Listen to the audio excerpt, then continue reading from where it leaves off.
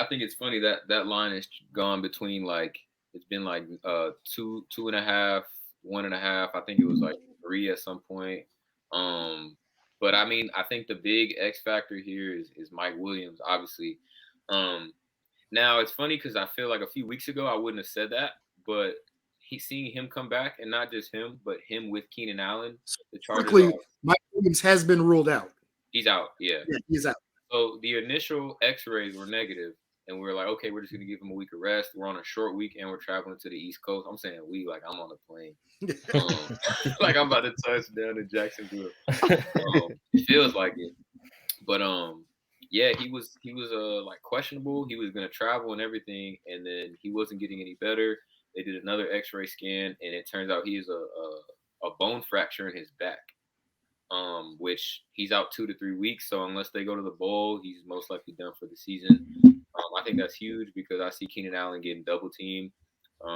Maybe if he was 25, I could see him still getting open and making plays, but he's 30. He's 30 years old now, so I don't really see him. Especially in the Jags DBs aren't bad. Like Tyson Campbell's really stepped up and like become what I think some of us who really know football knew he could be. Um, and I don't know. They got a lot of juice right now. It's going to be a tough home environment. I will say a lot of people saying that 38-10. That's a terrible score. Like, don't get me wrong. Like that was the worst game of the season. They had no business. Oh, you're talking about the first time you guys played? The first game, yeah, week 3. I think a few things to keep in mind. Neither of these teams are what they were back then. The Jags are actually, I think, are better, which is kind of scary. But the Chargers are also better. But that game, no Keenan Allen, so Mike was getting double teamed. Again, one of my concerns. The depth, I don't know if those guys are really going to step up. It's going to be up to Josh Palmer this game. But on top of that, that was the game that Rashawn Slater tore his bicep out for the season, all-pro left tackle. Herbert's first game with the fractured ribs. So did Joey Bosa get hurt that game? Joey Bosa, yeah, he just came back like 2 weeks ago, I think, and was limited. It's going to be good to see like the defense. The only player that's really missing from our defense right now is J.C. Jackson, but he's out for the season. So it's going to be really interesting. I think the other X factor, and this is the real one, is going to be coaching. I think Doug Peterson is going to be it. I think he's going to have a really good game plan for Trevor Lawrence. The Chargers have gone to a more man defense style of play since the last time they played, and Trevor was eating up that zone. There's a lot of underneath stuff, just finding guys open. But they played really good man. It worked when they played against the Dolphins. They kind of clamped up Waddle, and Hill had that one freak play. But I don't know. It's going to be an interesting matchup. I think it'll be close. I'm just hoping we can get the dub. It's not impossible, but I don't know, man. Anything's possible with Herbo, I guess. So I got to ask before do you think, and I know we kind of talked about this a little bit before the broadcast, but do you think Brandon Staley should be fired for the mismanagement of the roster, especially late in the season, as kind of some of the talking heads are saying, if the Chargers are not able to win this game? Oh, I think if they lose this game, I don't even think the fashion of the game matters. I think if they lose this game, he has to be fired. Our management, like our GMs, I mean, Tom Telesco is decent, but the ownership has already proven himself incompetent years and years and years. I think he should be, especially when you got a guy like Sean Payton who wants to coach the Chargers. Like that's a very attractive head coaching position. You have a lot of talent. You have, arguably a top 5, 6 fringe top 5 quarterback. He finally is his first playoff game. Sean Payton has already made it known he wants to come here. I forget the other team that he said he was. So I think he's supposed to be meeting with Denver and Carolina. Oh, I thought it was. Yes, there was a few teams. I think he leaked that he wants to coach in LA though. Yes. Yeah, it was kind of like. I mean, it obviously makes sense, right? Out of all of those situations, the Chargers, and like Sterling said, probably have. And if we say, I don't want to get in a ranking quarterbacks, but I would say definitely a top 5 quarterback status, especially as we look towards the future, right? So not just where we are today, but Herbert's a young quarterback that can do everything. especially when we kind of compare it to maybe some of those other jobs that are available. Like, we can talk about what Russ is in Denver, or what he's not in Denver. And then that Carolina situation, Darnold looked good at the end of the season, but, we've had a couple of seasons of seeing him, let me just say this. Herbert's obviously miles ahead of them in terms of both ability and where he is right now. So, and that's Sean Payton's bread and butter, leading the offense, leading the quarterback. Yeah. But no, yeah, to answer your question, I think Staley's gone. I'm speaking a little bit from emotion and just frustration. Man, it hurt, man. I would rather them benched all the starters and then we get blown out 35-0. It's whatever. But at least you got Mike Williams. He's proven that he's an X factor. There's a stat we're like 8-2 in games that he played and didn't get hurt in, and then in the opposite side, we're 2-4 in games where he didn't play or got hurt in. So, yeah, I saw another stat like on where you make your money in the NFL is on third down, and with him on the field, Justin Herbert's passer rating was like 108.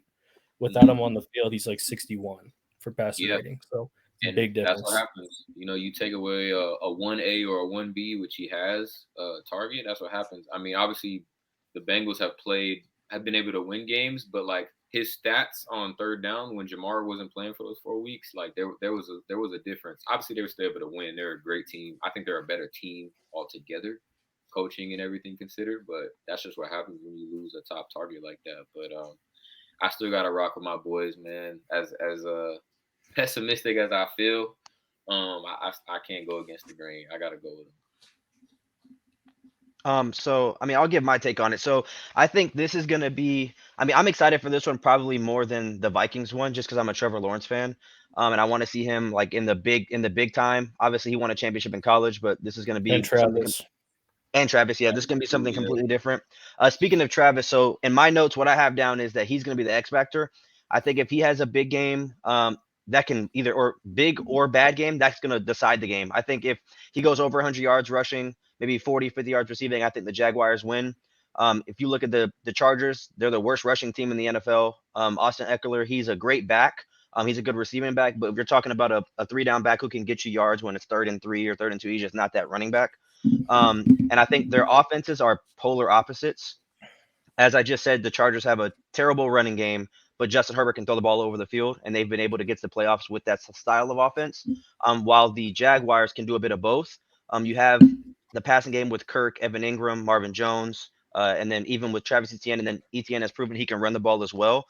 So I think the X factor is going to be Travis Etienne, and it's also going to be the front seven of both teams. Whoever can kind of negate the run, because I do think the Chargers passing game is a lot better than the Jags, but obviously vice versa, the running game for the Jaguars. So I think it'll come down to the front seven, and if the Chargers can kind of contain Travis Etienne and limit Trevor to make reads down the field and kind of force him into throwing some interceptions and some younger, I guess you say younger quarterback mistakes. But I have the Jags winning by 1 possession. I think it'll be another close game. You want to go, Alex? You want me to go? I'll go next. So, man, let me say this first. I live in Jacksonville. The city has been rocking ever since that Tennessee game. They are very excited about having the playoffs back in Jacksonville. And I think this is a big game for Trevor, right? In the maturation. I don't think this is a Super Bowl year, probably for either team. But for both young, very good quarterbacks, these are some of the bumps you need to take, right? The preparation for a playoff game, when it's win or go home. What do you do, right? We've talked about both of these young quarterbacks as being in that conversation in the next couple of years of being the dude. And to be the dude, you got to win these type of games. You have to win the win or go home playoff games. So there's a lot on the line. The big thing is obviously the Mike Williams piece of that, right? Mike Williams, the leading receiver right now for the Chargers. Now, obviously, Keenan Allen was hurt a lot this season. But the leading receiver in terms of yards for the Chargers not playing. So we talked about Campbell, Tyson Campbell. If I'm the Jaguars, I probably have Campbell follow Keenan Allen, right? And then I say either Eckler or, and not to say that Campbell's that much of a lockdown receiver or, the old prime time, but he is the Jaguars' best DB. And I, probably gives Keenan Allen some problems. And then you say, hey, Palmer and Eckler out of the backfield catching the ball have to beat us. Now, that's the thing with the Chargers, right? We talk about how we can talk about how bad they are running the ball, but they do things a little bit different. And Eckler gets yards in the receiving game, just like a running back, right? We're talking about long, short throws where they try to get him in space. And, we're talking about a guy, over 90 catches this year. So they use Eckler, their running back, a little bit different than most other running backs, very versatile.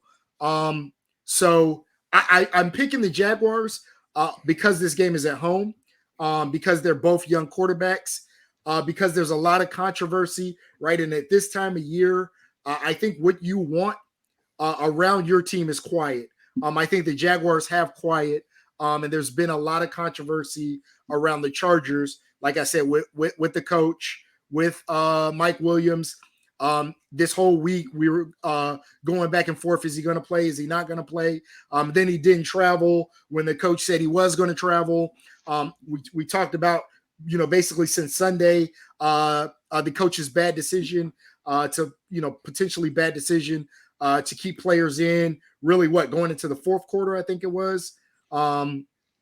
So I think Bosa left that game banged up, although he's playing. Again, we talk about Mike Williams. And the funny part about that is, and this is why I think people are calling for Staley's job, is, we all know injuries can happen any game, but that has been the Chargers' Achilles heel all season. Injuries, right? We I think just about every major player except for Herbert and Eckler have been hurt. We talked about Bosa being hurt. We talked about Allen being hurt. We talked about Mike Williams being hurt. So didn't Herbert break his ribs? He fractured. Well, so he was hurt. I don't think he missed the game though, did he? But he still played. So my X factor in this game is Evan Ingram, the tight end for the Jaguars. Now, I think because he's a person that the Chargers are going to have to game plan for, I think what the Chargers are going to do, they're going to stick Derwin James with him full time. But my concern is the Jaguars have other weapons. So I'm taking the Chargers' best weapon, at least I think defensively, outside of Bosa, especially in the secondary. And I'm basically committing him to a tight end. Even if Evan Ingram doesn't have a great game, I think he can be an X factor just by taking Derwin James off the field, and I don't mean off the field, out of the equation. And that's going to allow Kirk and Zay Jones to go against other players in the secondary. We talked about J.C. Jackson out for the season, right? So that allows them to go against better players. I mean, I don't want to say lesser players in the secondary. That doesn't allow Derwin James to play kind of that center field. He's going to have to probably come up in the box, and not that Derwin James can't do that. But again, when I can kind of have him freelance, almost like a Troy Polamalu, and kind of decide play by play what he's going to do, I think he's a lot more impactful. So I think it's going to be a very close game. And I think it's been just like Sterling said, it's been a toss-up all week. That spread has been within really one possession, and I think it's probably going to come to a game-winning field goal or something like that, a game-winning drive late. And I think the numbers show Herbert is going to miss Mike Williams, and I think Mike Williams being out. I think if Mike Williams was playing, I'd be picking the Chargers, but Mike Williams being out is going to be the difference. Yeah, I agree. I think you got a point there with it being silent. I mean, Doug Peterson's got his guys believing in this team. When you're not sure your coach is going to be there next year, I mean, there's too much noise. You can't focus on the goal at hand. Another underrated thing for this game is kind of the home field advantage. I mean, you're going all the way from LA to Jacksonville, so short week. Yeah, on a short week. So yeah, I have the Jags winning this game. I think it's going to be a touchdown game. I think the Jags are going to run the ball a lot, keep the game out of Justin Herbert's hands, and then he's going to be forced to throw to a depleted set of weapons. So I think it's going to be about a touchdown, maybe 10-point game in my opinion.